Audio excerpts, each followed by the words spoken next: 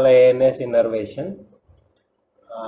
This is the central nervous system, medulla oblongata, cervical spinal cord, thoracic portion, lumbar and sacral portions of the spinal cord, and on the both sides here there are the parasympathetic nerves, and here the sympathetic nerves. The diagram shows the innervation to different organs of the body.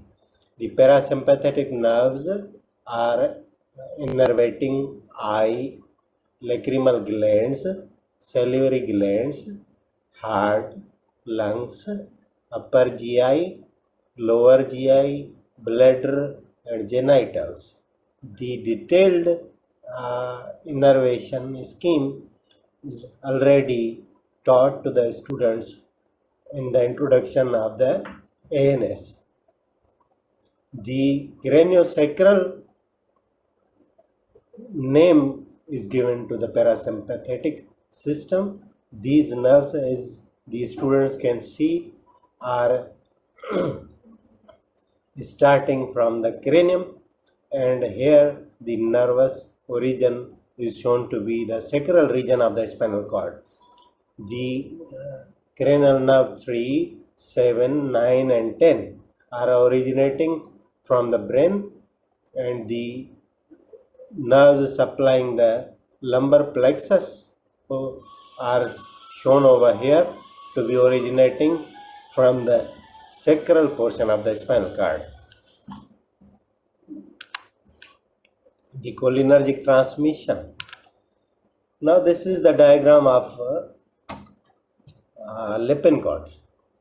You can see that sympathetic as well as parasympathetic, both systems neurons, the preganglionic neurons, are originating and they release the neurotransmitter acetylcholine. Then these are the synapses of both the systems. Their neurotransmitter is received at nicotinic receptors. Nicotinic receptors are present in both the systems of the ANS. Then here the second neuron, the postganglionic neuron, starts, which release the acetylcholine as neurotransmitter in the parasympathetic system, and the norepinephrine in the sympathetic system. These are postganglionic neurons. The acetylcholine released from the second neuron, postganglionic neuron.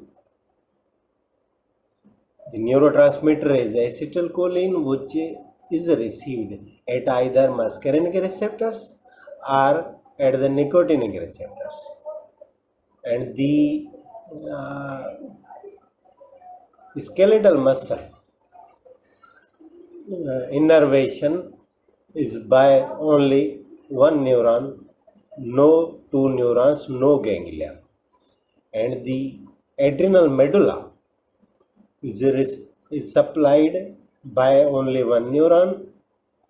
The neurons release acetylcholine as the neurotransmitter, which are received at the nicotinic receptor at the adrenal medulla, and then adrenal medulla, after activation by acetylcholine, releases the epinephrine into the blood, and that epinephrine causes the receptor attachment at different organs of the body. This is another diagram given in the Lippincott. It shows the synthesis and storage and release of the parasympathetic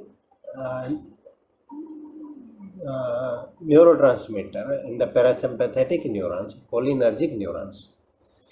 This shows that the acetylcholine is synthesized by the combination of acetyl-CoA and choline entering the neuron, and then it is transported to the storage vesicle. The synthesis is inhibited. The transport is inhibited. Transport of this acetylcholine to the vesicle for storage is inhibited by hemicolinum, then it is uptaken in the storage vesicles, and when these neurons are depolarized by a stimulus, the release of the acetylcholine is caused with the addition of the calcium, and the release is through the exocytosis. The release can be blocked by the botulinum toxin, and spider venom causes excessive release without any inner depolarization. The venom of the spider causes the release, and the release of the acetylcholine happens in the synaptic space. At the synaptic space, acetylcholine instantly degrades into choline and acetate, and the some of the acetylcholine before some of the molecules of acetylcholine get attached to the postganglionic receptor. The postganglionic or organ receptor, if bound by the acetylcholine, then it causes the effects. The broken down acetylcholine, the choline portion can be recycled and re-entered into the neuron, and the acetylcholine in this way has very short period of existence. It is available for a very little time to be attached to the receptors. After release, acetylcholine binds and activates acetylcholine receptors, or eventually the acetylcholine esterase splits acetylcholine into choline and acetate. Therefore, half-life of the acetylcholine in the synapse is very short. Now coming to the cholinergic receptors. The cholinergic receptors are also called cholineceptors. These are the receptors that respond to the acetylcholine, and after their activation, the effects are caused. These receptors are further divided into two types on the basis of their transmembrane signaling mechanism, on the basis of their attachment to the particular types of the receptors. The muscarinic receptors, which are G protein linked receptors for their effects, and the nicotinic receptors, which cause their effects by opening the linked ion channels.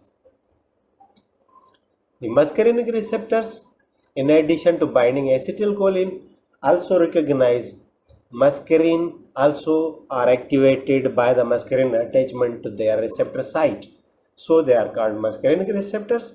Muscarinic receptors show a little affinity for the nicotine. It means that they are not much activated by the nicotine attachment. These are found in the basal ganglia of the peripheral nervous system and on the autonomic effective organs like heart, smooth muscles, brain, and exocrine glands. The subtypes of the muscarinic receptors M1, M2, M3, M4, and N5 are identified. The M1 are located in the gastric parotid cells, M2 in the cardiac cells and exocrine glands, M3 in the exocrine glands and smooth muscles of the bladder, smooth muscle of the GIT, smooth muscle of the vasculature, and so on. And M4 and M5 are located mainly in the CNS. The second type, nicotinic receptors, they also recognize nicotine in addition to the acetylcholine, but show a little or nil affinity for the muscarine. These receptors are located in the CNS, adrenal medulla, autonomic ganglia, all autonomic ganglia. Maybe there are sympathetic fibers or parasympathetic fibers at the autonomic ganglia. The receptors are nicotinic, and the neuromuscular junction also possesses the nicotinic receptor. The nicotine initially stimulates in the little dose the receptor, nicotinic receptor, and by the further nicotine concentration, it blocks the receptor. Now, coming to the groups of the drugs which act on the parasympathetic system. Number one, the activators. The cholinergic agonists or cholinomimetic drugs or parasympathomimetic drugs. These three names are of the one group of the drugs. They can be called parasympathomimetic drugs or cholinomimetic drugs. And number two group may be their antagonists. They are called cholinergic antagonists, or they may be called anticholinergic drugs or parasympatholytic drugs. Now, our topic of today's class is number one, the parasympathomimetic drugs or cholinomimetic drugs. Cholinomimetic drugs are classified into direct-acting drugs which bind directly to the muscarinic or nicotinic receptors and activate those, and indirect acting agonists which cause their effects by inhibiting the activity of acetylcholine esterase. Actually, the acetylcholine, as was shown in the previous figure, was activated in the synapse after being released from the preganglionic neuron. That acetylcholine is metabolized by the enzyme acetylcholine esterase, and acetylcholine esterase enzyme breaks down. It means the acetylcholine, when inactivated, when inhibited by a group of these drugs, then acetylcholine will be spared. Acetylcholine will not be broken down, and acetylcholine will be available for the action for the prolonged time. Otherwise, acetylcholine has very little life in the synaptic space.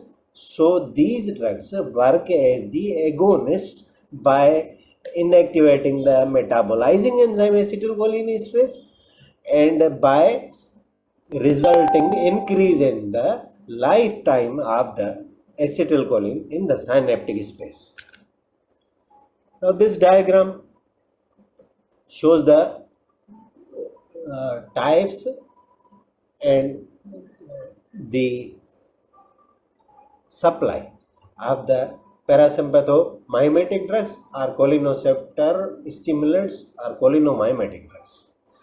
The muscarinic receptors and nicotinic receptors are shown over here. The muscarinic receptors are found in the nervous system, in the neurons, in the heart and smooth muscles, in the glands and endothelia. And the nicotinic receptors are located at neuromuscular end plate in the neuromuscular junction, or autonomic ganglionic cell, or adrenal gland, or other locations. Now the drugs are shown to be direct acting and indirect acting. Direct acting are chemically alkaloids and esters, and indirect acting drugs are the reversible and irreversible binders of the enzyme acetylcholine esterase. We will see in the further slides. This classification, that names of the drugs are given. Number one, direct acting drugs. Drugs acting on muscarinic receptors. They may be divided into choline esters and alkaloids. The esters have the prototype drug acetylcholine and others like bithanicol, carbachol, methacholine. And the alkaloids consist of muscarine, oxytremorin, and pilocarpine. These are all the direct acting drugs. They bind and activate the receptors, the muscarinic receptors. Now, the direct acting drugs binding to the nicotinic receptors are nicotine, lobeline, and dimethylphenylpiperazinium, DMPP. These are lesser used as the drugs. Now, coming to the indirect acting drugs, these drugs are acetylcholine esterase inhibitors. they inhibit the acetylcholine esterase enzyme, so they inhibit the metabolism of the acetylcholine, so they increase the lifetime of the acetylcholine in the synapse to be effective for longer time period. Now, among these inhibitors, one group causes reversible inhibition, means they bind and acetylcholine esterase enzyme reversibly by the loose bond. Physostigmine, neostigmine, rivastigmine, idrophonium, ambinonium, demicarium, donepezil, these are the reversible inhibitors of the enzyme. And another group are the indirect acting cholinomimetic drugs. These bind to the enzyme irreversibly with the tight bonding, with the covalent bonding. They are also known as organophosphorus compounds. Ecothiophat, isoflurophat, malathion, parathion are these drugs. Now coming to the first group, direct acting cholinomimetic drugs. Mostly the cholinomimetic drugs have effects on both types of the receptors, nicotinic receptors and muscarinic receptors. These drugs produce their effects by directly binding and activating the cholineceptors. All of the direct acting cholinomimetic drugs, they are of the longer duration of action than acetylcholine, because acetylcholine has very brief lifetime and very brief time of the action. Now their action, acetylcholine and others can activate postsynaptic muscarinic receptors on the effective organ to alter the organ function directly, to activate the sequence of events and the effects of the different organs. Their particular effects are caused. Acetylcholine and others can also interact with presynaptic muscarinic receptors on nerve terminals to inhibit the release of their neurotransmitter. Means postsynaptic receptors, when bound by the acetylcholine or other agents, they will cause their effects, and the presynaptic receptor, when bound by the acetylcholine, this binding will inhibit the release of the neurotransmitter from that neuron. Now the actions depend on the receptor stimulated. Actions may be caused by the activation of either muscarinic receptor or nicotinic receptor. The muscarinic actions, system-wise, number one, CVS. The SA node decrease in the rate. This is known as negative chronotropic effect. In the atria, decrease in the force of the contraction, which is also known as negative inotropic action, and the decrease in the refractory period, which is also known as negative dromotropic effect. In the AV nodes, the decrease in the conduction velocity and increase in the refractory period are the muscarinic actions of the acetylcholine and other cholinergic cholinomimetic drugs. In the blood vessels, the dilation is the dilation by the mediators, by either nitric oxide, and the constriction is the direct action in the high dose of the acetylcholine, the vasoconstriction. In the lungs, the bronchial smooth muscles are contracted under the muscarinic receptor activation.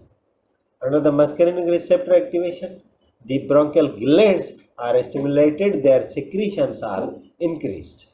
In the GIT, the motility is increased, the sphincters are relaxed, and the secretions are increased. So, in the GIT, it favors the passage of the substance and the passage of the stool in the intestine. The muscarinic actions of the cholinomimetic drugs in the urinary bladder are also favoring the passage of the urine. The detrusor muscle of the bladder is contracted and the trigone and sphincter are relaxed, so it eases the urination. In the glands of all types, sweat glands, salivary glands, nasopharyngeal and lacrimal glands, the secretions are increased and released. These are the muscarinic actions of the cholinergic drugs. Now, the nicotinic actions in the CVS, the vasoconstriction, the tachycardia, and increased blood pressure.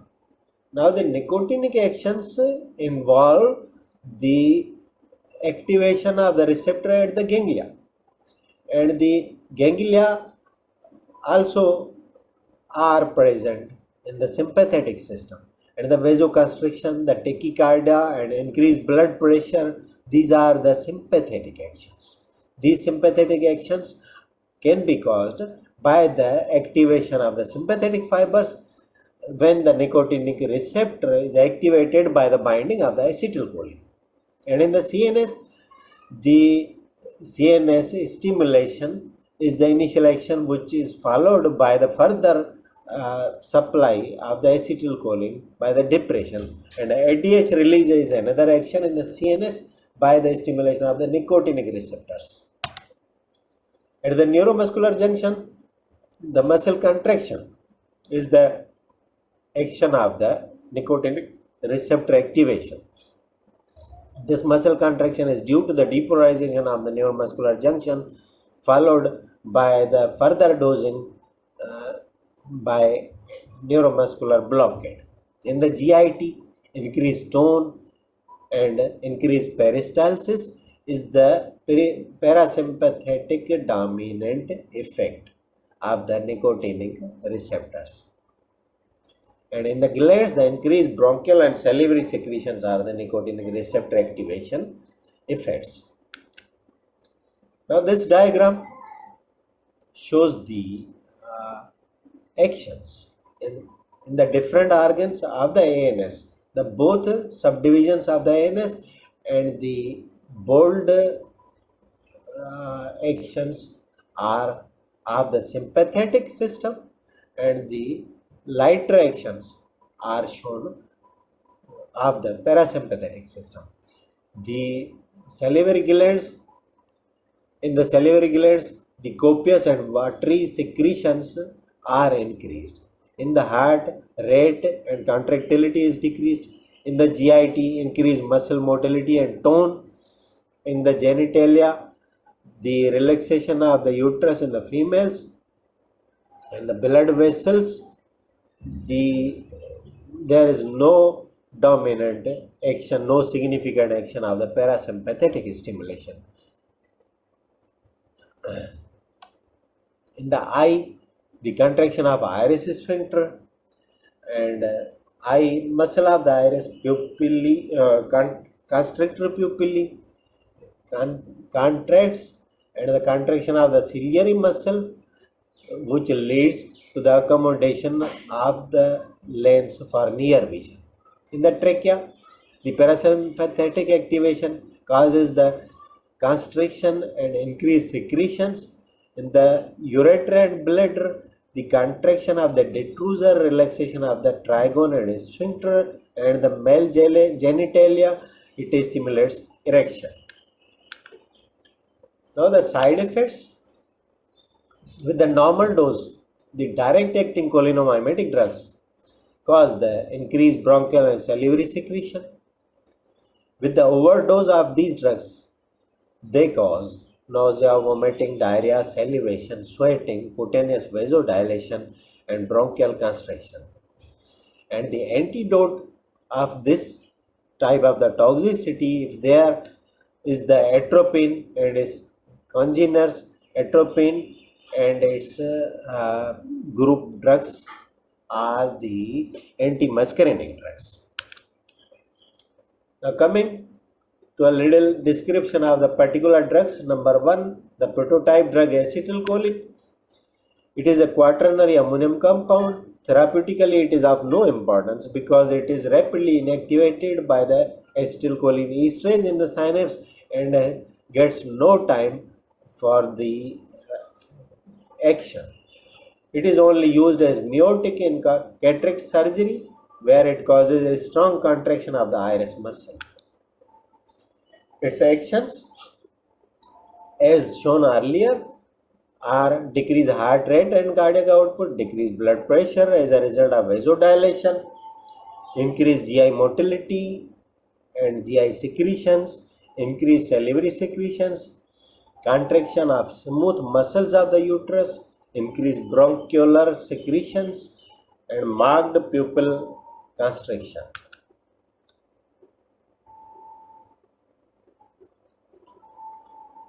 Number 2 ester direct acting drug cholinomimetic bethanycol. It is structurally related to acetylcholine, but it is not hydrolyzed by acetylcholinesterase. So it has a strong muscarinic actions but very little nicotinic actions. Duration of action of this is about 1 hour. Its actions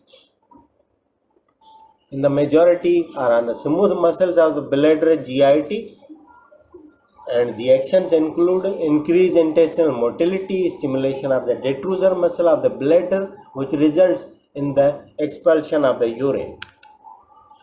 Therapeutically, bethanycol is used to stimulate the atonic bladder, particularly in the postpartum or postoperative non-obstructive urinary retention. It is common in the postoperative cases that urine retention is found in the patients.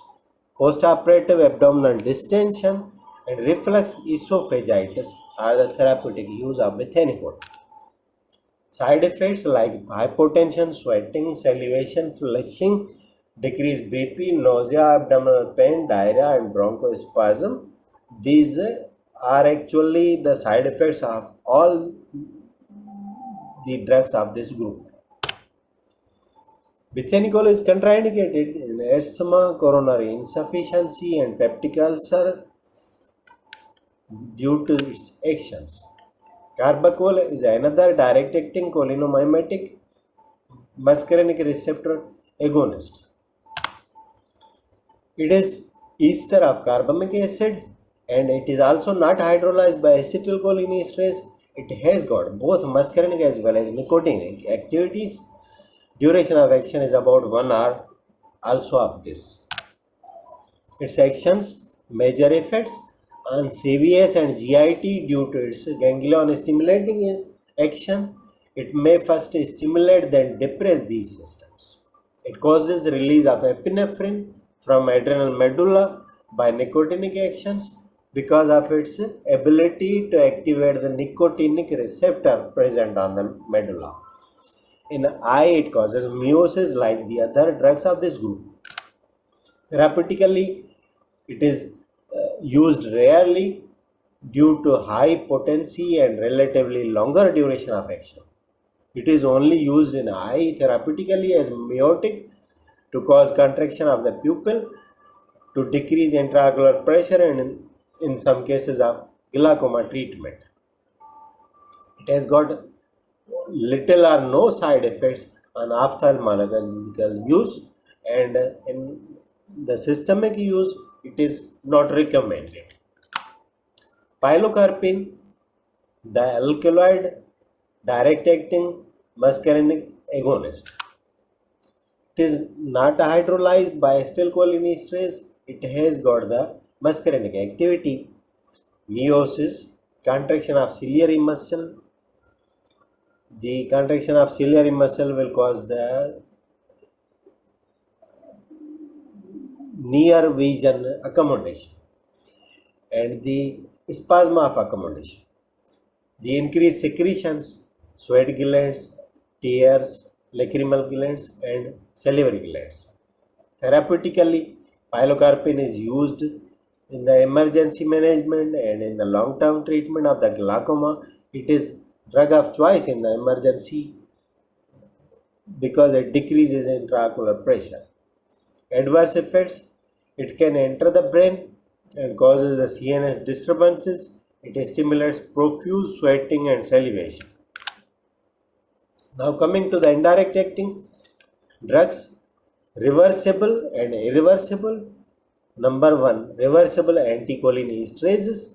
These indirect acting cholinomimetic drugs, because the anticholinesterase drugs cause the acetylcholinesterase enzyme metabolism.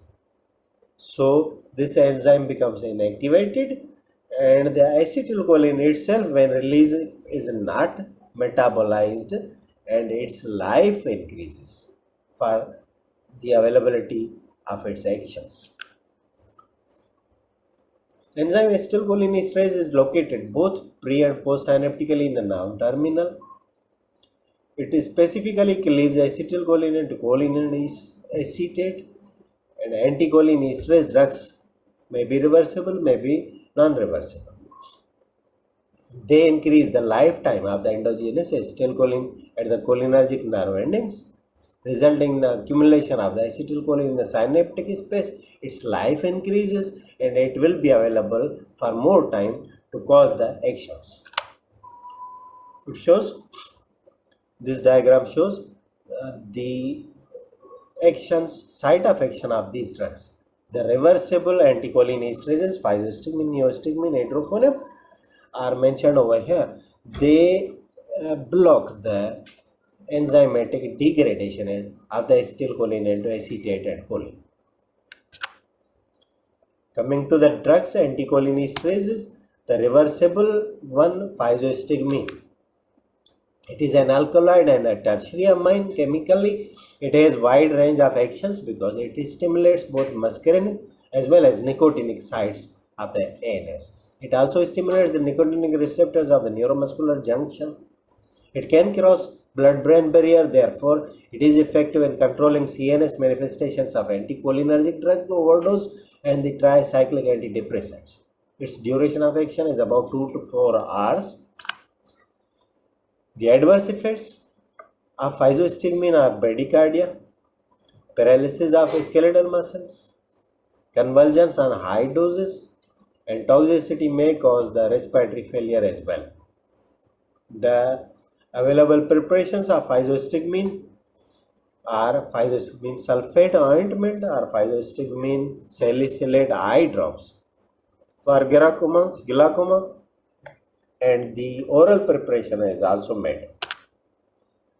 Number two, indirect acting reversible cholinomimetic drug, anticholinesterase neostigmine. It is a synthetic compound, does not enter the CNS. Its effects on skeletal muscle is greater than that of physostigmine. It has moderate duration of action, usually 2 hours, and its preparation is an injection which can be given as intramuscular or subcutaneous. It is indicated in myasthenia gravis. Main treatment of the myasthenia gravis is neostigmine. Also indicated in atony of bladder, paralytic ileus, glaucoma, and toxicity of neuromuscular blocking agents. Overdose of the neuromuscular blockers is treated with the neostigmine. And the neuromuscular blockers are already known to the students, the tuberculin and other drugs. Adverse effects of neostigmine include actions of generalized cholinergic stimulation like salivation, flushing, nausea, abdominal pain, diarrhea, bronchospasm. Another drug, indirectly acting, means anticholinesterase, pyridostigmine.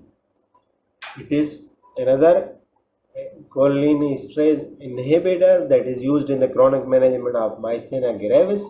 Its duration of action is longer, that is 3 to 6 hours, and its preparations are in tablets, mestinone and pyridostigmine bromide. Edrophonium, another agent, it is quaternary amine. Its actions are same as those of neostigmine and pyridostigmine, except being more rapidly absorbed and being a short acting drug.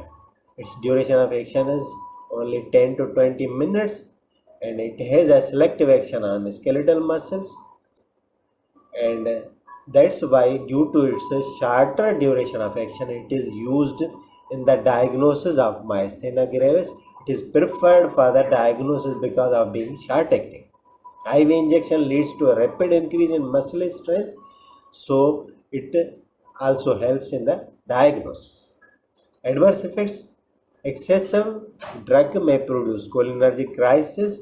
Its antidote is atropine, and atropine is the antidote of all the drugs of this group overdose. Now coming to the fourth group. Fourth group means the second of the indirect acting cholinomimetic drugs. It is irreversible anticholinesterases. They generally are synthetic organophosphate compounds. They have got the capacity to bind covalently to the acetylcholinesterase, the metabolizing enzyme, so they cannot be detached and the enzyme becomes inactivated permanently. The binding results in long-lasting increase in acetylcholine at all sites where it is released. Many of these drugs are very toxic and were developed by the military in different countries and as nerve gases, and these were used in the World War as well. Related compounds parathion are used as insecticides even nowadays. Isoflurofate is number one of this group. Mechanism of action is the same, binding covalently to an active site of the acetylcholinesterase.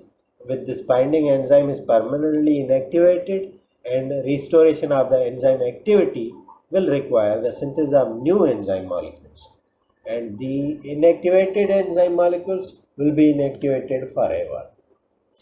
Therapeutically, isoflurofate is used in some cases of glaucoma.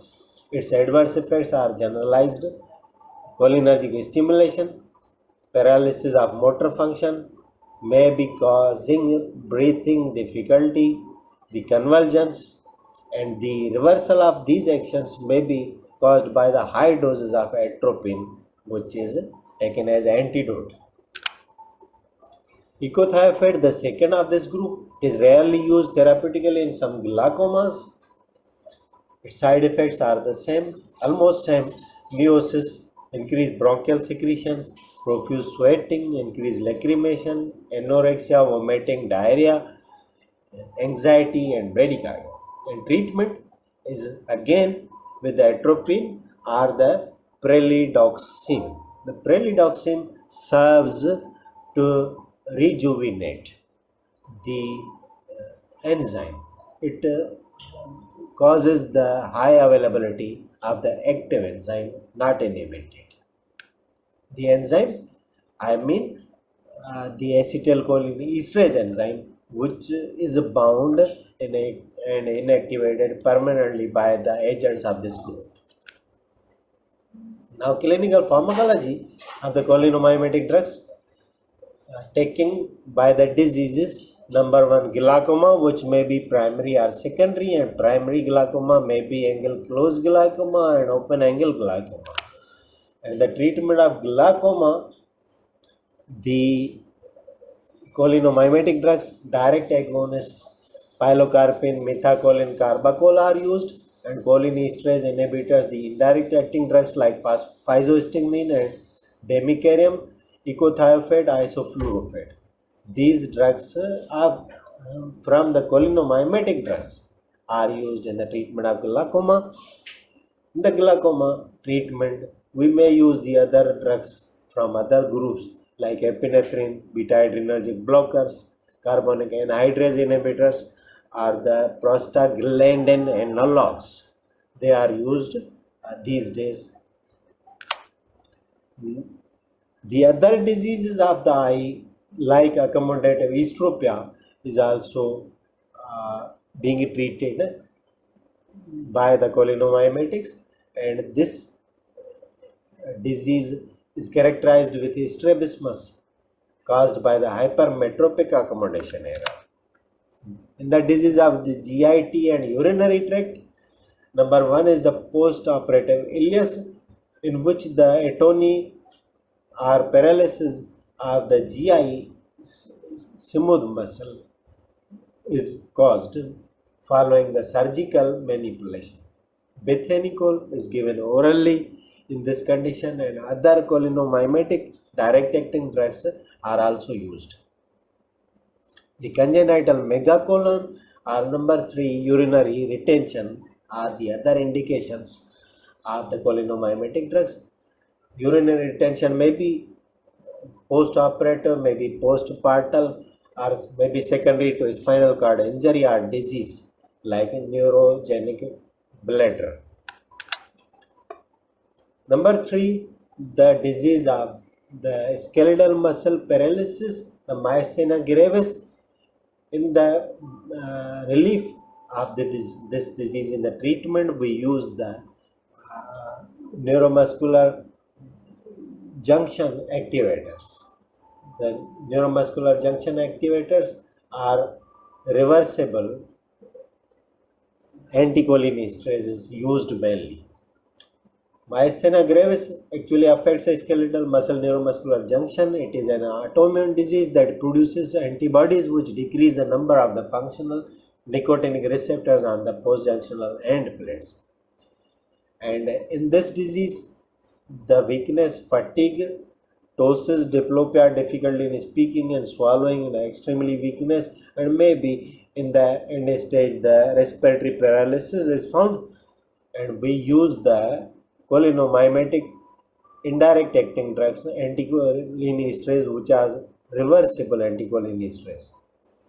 Drugs used for the diagnosis of the myasthenia gravis is hydrophonium, and for the treatment, the cholinesterase inhibitors, reversible inhibitors like neostigmine, pyridostigmine, and ambinonium.